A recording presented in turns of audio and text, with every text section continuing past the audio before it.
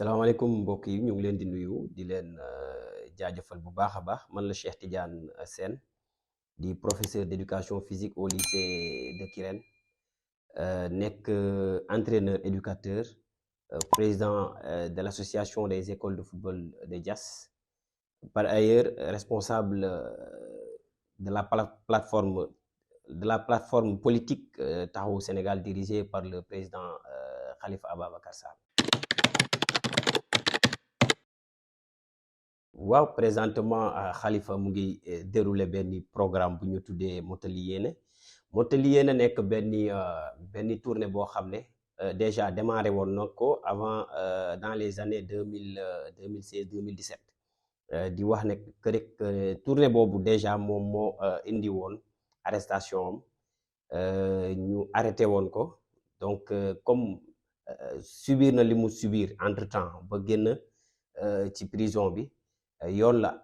instant bii nii mu jógaat yéene boobu nga xam ne amoon na ko pour def le tour du Sénégal mu mottali ko pratiquement donc présentement Khalifa mu ngi ci benn tournée boo xam ne mu ngi koy def non seulement dans le pays mais également dans la diaspora donc fan yi rek gis ngeen ko à travers l'actualité politique mu nekkoon déjà en Italie mu jóge fa dem États-Unis entre autres tournées mais pour le moment mu ngi préparé pour dem Tamba voilà donc Mottali Yéene boobu nag moom la nekk di dérouler pour porter auprès des Sénégalais li nga xam ne projet de société la te mu mébét ko mu am ko pour 2024 ñu porter sa candidature pour que mu jël réew mi. voilà bu ñu waxantee dëgg rek xam ne actuellement au Sénégal jàmm amu fi dans la mesure où ku nekk xam na ne véritablement ñëpp a ngi violence bi c'est non seulement physique mais c'est aussi verbal et l'unique responsable de cette situation chaotique de ce pays actuellement c'est le président de la République donc le président garant de la stabilité et de la paix au niveau du pays moom moo nekk di entraver aux libertés yi nga xam ne moom la citoyen yëpp am parce que bu ñu seetloo rek récemment à Mbacké avec le rassemblement bi nga xam ne ce parti Pastef amoon na ko di wax ne pourtant Pastef en bonne et due forme avait émis une demande pour tenir son meeting malheureusement pour des détails de bas étage ce régime a voulu tout simplement interdire ce rassemblement-là. Et donc, c'est ce qui a amené véritablement ces affrontements au niveau de Mbacké que nous déplorons. Et véritablement, situation bi am ci réew mi, il faut quand même le dénoncer parce que pourtant, le président de la République actuellement moom mu ngi nekk di def tournée économique dans la région de Thiès. Est-ce que moom il a émis une demande pour mën a tenir rassemblement yooyu muy def au niveau de Thiès? démb rek gis nañ ko mu ngi woon dans le département de Mbour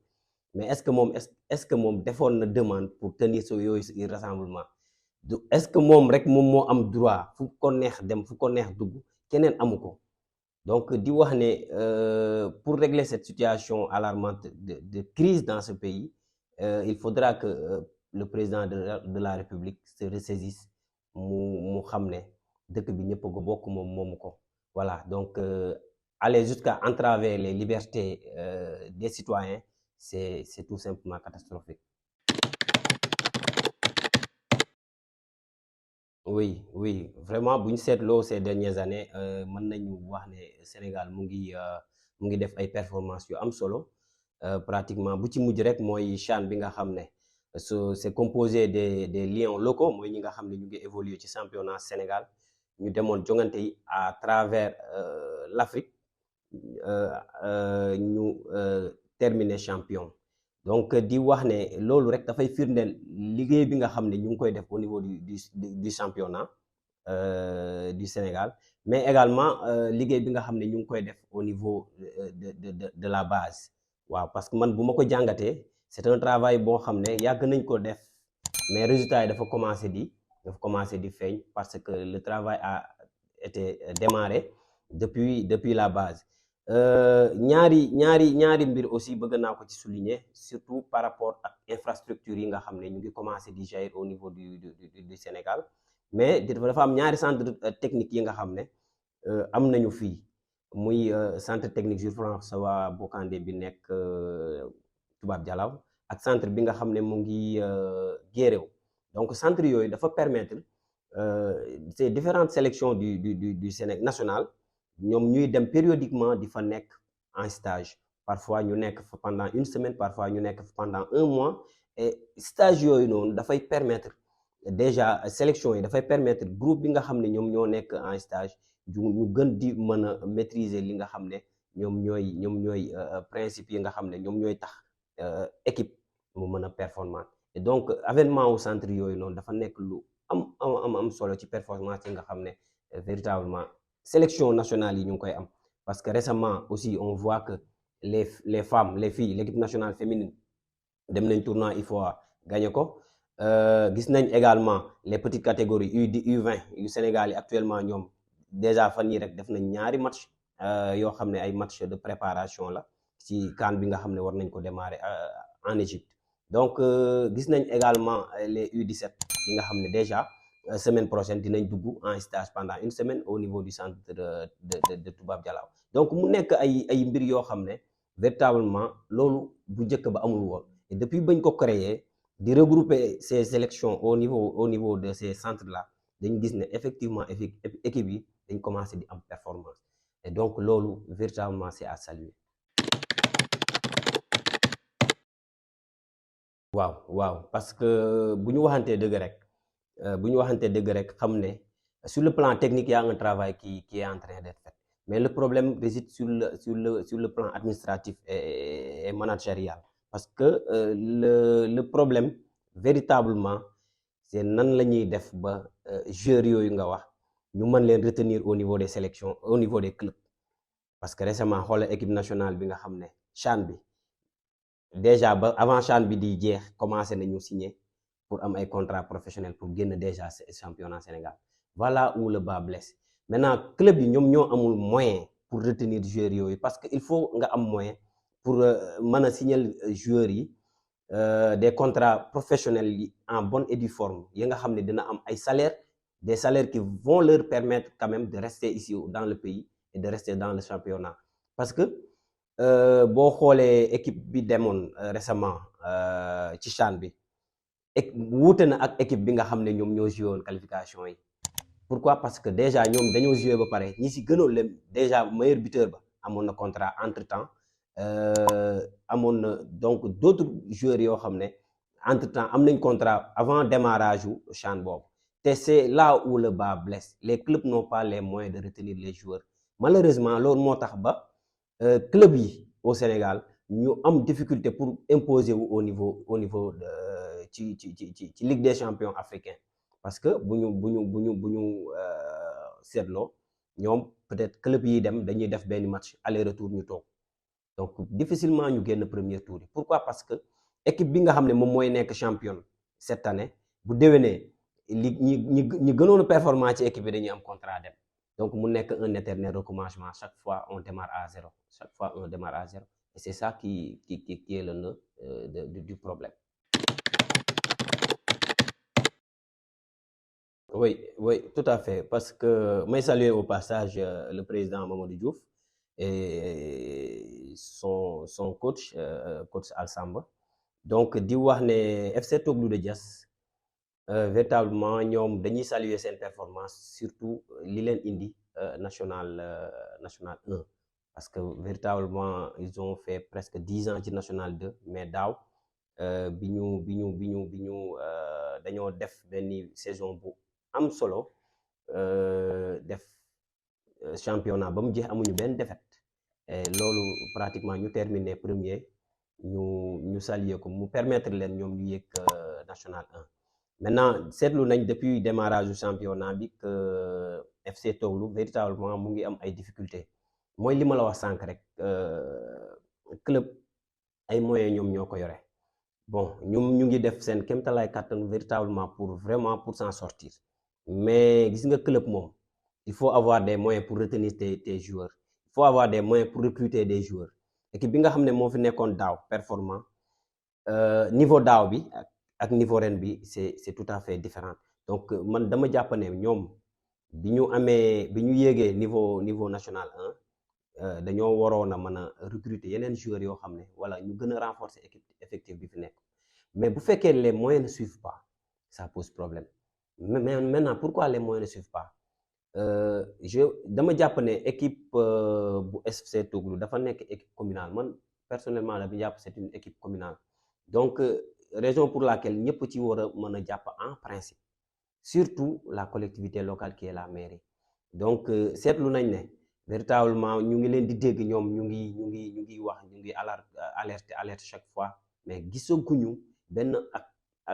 geste bi nga xam ne autorités yi def nañ ko pour accompagner cette équipe là te ñoom nekk guñu ci ligue professionnelle donc amaguñu moyens yi nga xam ne véritablement dina leen permettre ñu mën a assurer toutes leurs dépenses donc ils sont dans le besoin et ont besoin d'être accompagnés surtout par notre mairie voilà donc je vais en profiter justement rek pour lancer un appel au maire véritablement ñu jàppale FC Toglou parce que ñun dañ ci gis suñu bopp ñun en tant que technicien dañ ci gis suñu bopp parce que ñun dañuy apporter suñu pierre à l'édifice bu ñu leen waree lu ñu leen war a wax dañuy échanger ak ñoom seen difficulté aussi dañ koy partager ak ñoom donc ñuy profiter ci occasion bi pour lancer un appel à toutes les bonnes volontés au niveau de la commune di wax ne ñoom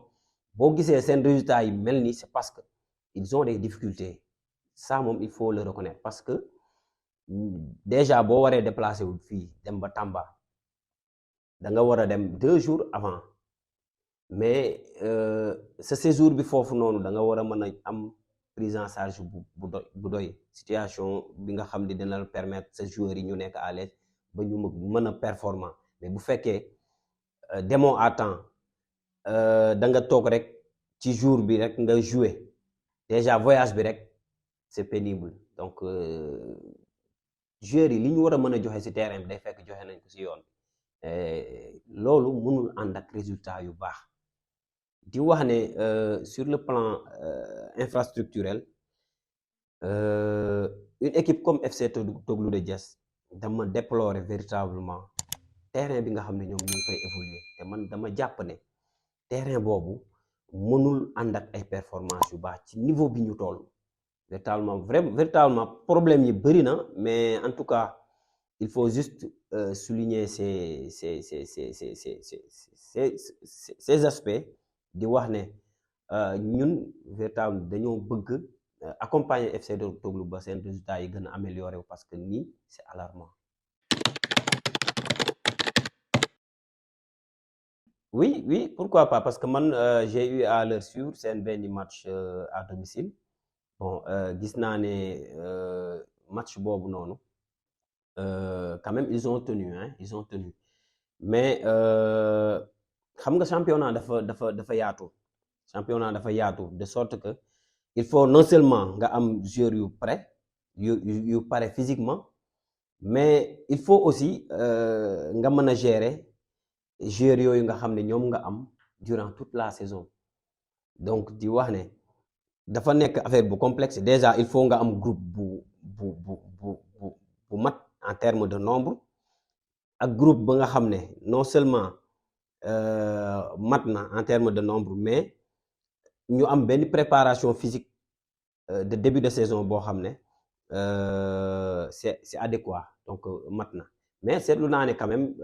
ñoom dañoo yéex a jóg quand même parce que je pense que ren ji li ñu defoon daaw ci préparation parce que daaw demoon nañu centre technique bu Toubab Dialaw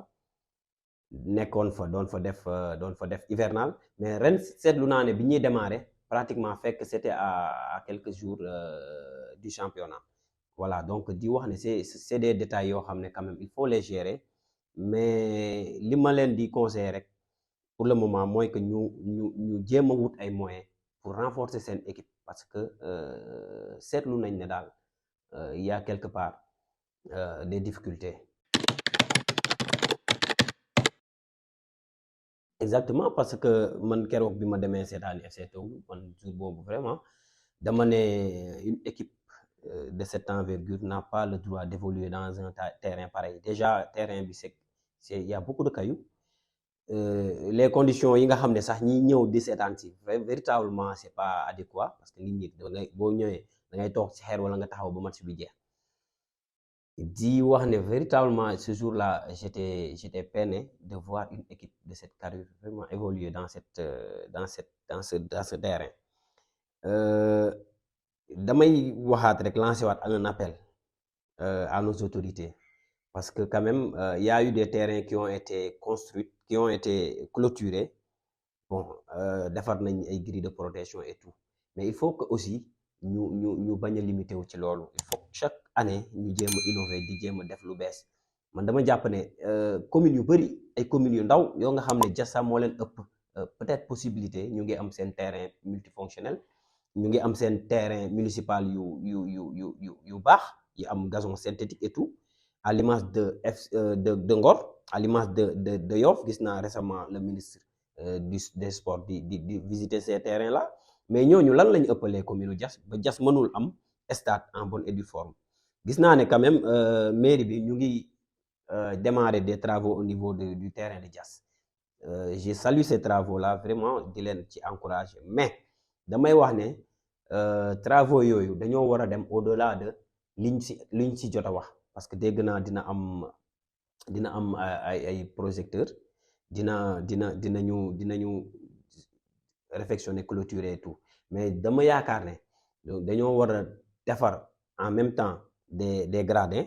ay tribunes yi nga xam ne ku ñëw ci terrain bi am fooy toog. Dañoo war a defar aussi gazon synthétique de sorte que terrain bi mu nekk terrain communal boo xam ne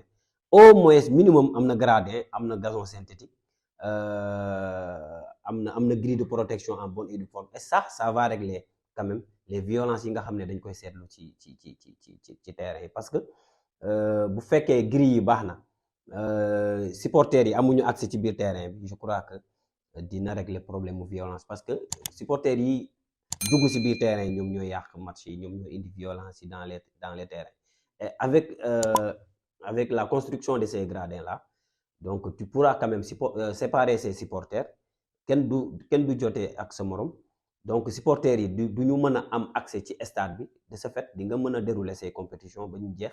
te du am difficulté, du am problème. Oui, li mu ci mën a yokk Ligue Safen bi, c'est juste que dina yokk compétition yi quand même, parce que Safen bu ñu waxantee dëgg rek amuñu beneen compétition à part les nawetaan, te gis nañ nawetaan yi ni ñu mujjee, ni ñuy terminer. Et donc l'avènement de ce tournoi qu'on appelle Ligue Safen dina permettre quand même à des jeunes, à beaucoup de jeunes de la commune, ñu mën di compétir. Et le fait que ñuy compétir déjà c'est quelque chose, mais man je pense qu'il faut aller au-delà, parce que Ligue Safen dafay nekk benn structure. Je crois que il faut formaliser, il faut aller vers le formel, parce que rester dans l'informel, jouer tournoi mu jeex et puis ku nekk dem vaquer à ses occupations, c'est pas intéressant. Mais le fait que ñuy jouer tournoi quand même c'est bien.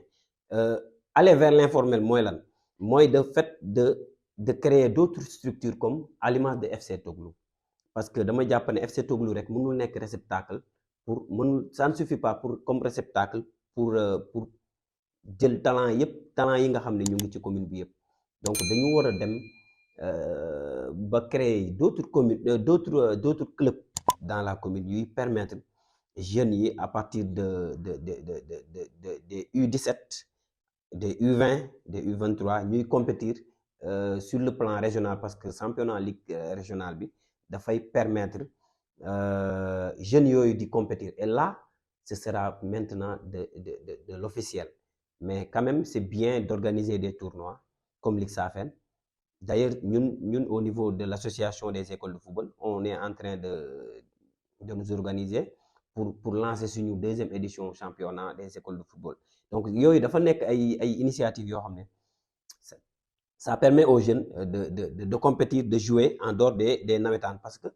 nawetaan kese du sport, nawetaan kese du football,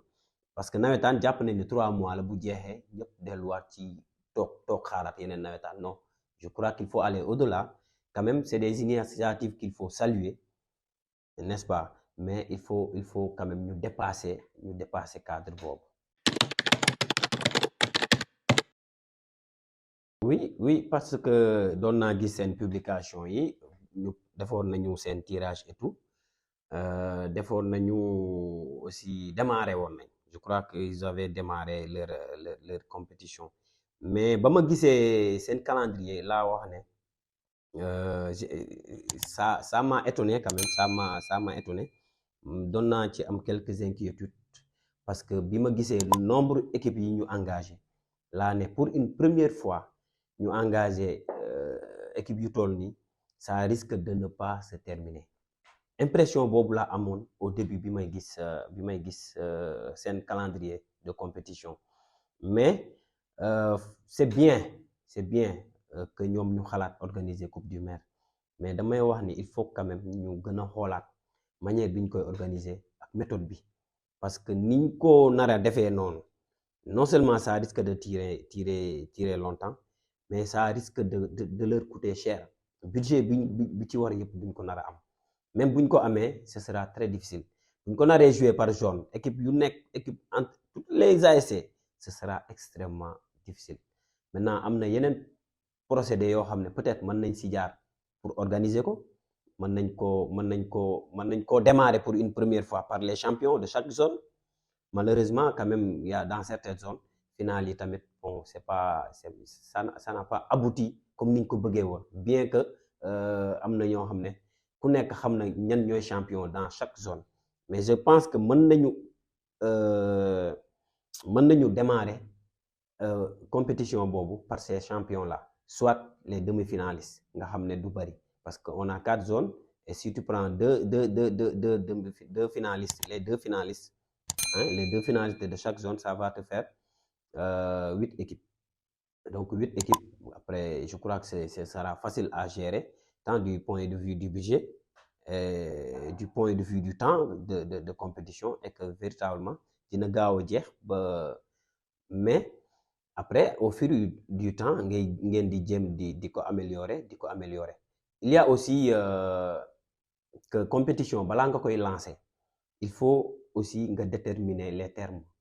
de référence déjà mu leer ci bopp ñëpp moo tax ba problème du am en cours du tournoi parce que les règles on doit pas les changer en cours de jeu dañ leen war a définir dès le départ te man gisuma fi ñu tënku pour wax ne en cas de problème voilà instance bi moom mooy siéger pour régler le problème bu fekkee problème am na ci coupe du maire gisaguma ko quoi waxuma ne awma nag amul mais gisuma fi ñu waxee ne instance bi moom mooy organiser instance bi moom mooy régler litige yi bu fekkee litige am na parce que compétition moom boo ciy dem il faut nga sóoraale yu bari donc lii mooy règlement bi on va se baser sur ça pour organiser cette compétition là bu fekkee loolu leerul au départ nga commencé dem ba ci biir problème am nga bëgg a indi ay solution bëgg a modifier quelque chose ça risque d'amener des frustrations te frustration mooy indi problème voilà di wax ne coupe du maire moom dañ ko war a mën a tenir te dama leen di conseiller pour que ñu def ko de la façon la plus simple pour un début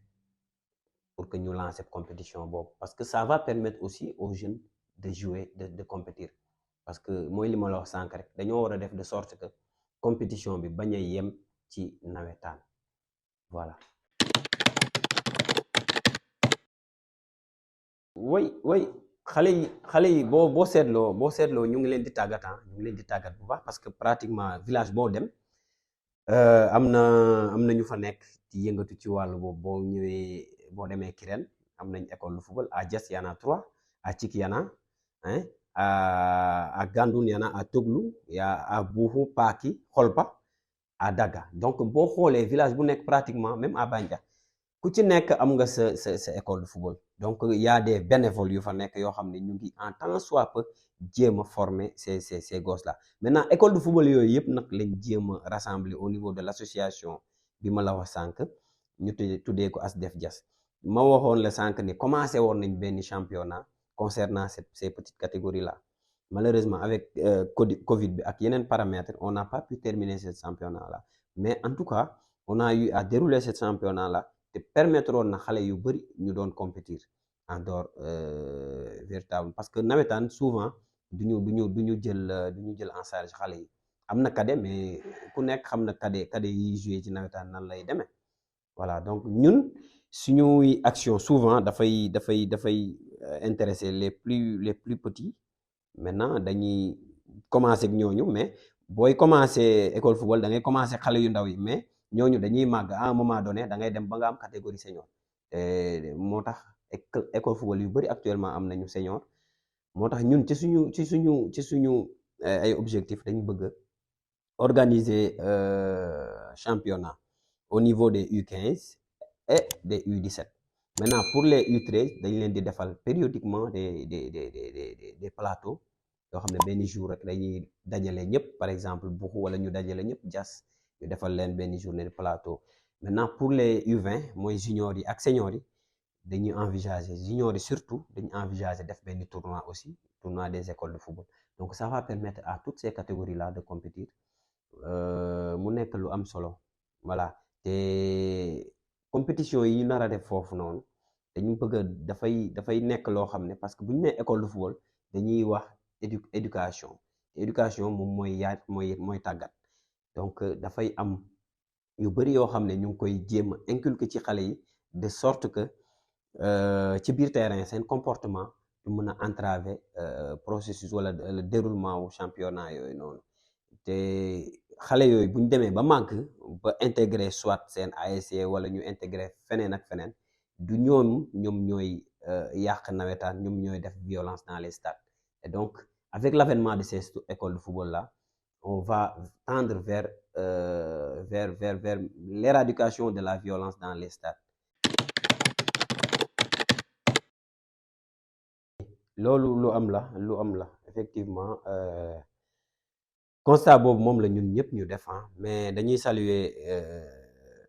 benn fait boo xam ne véritablement nekk na suñu fierté mooy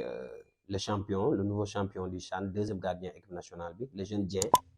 bu nga xam ne FC Toglu la jóge fa dem Dakar Sacré-Cœur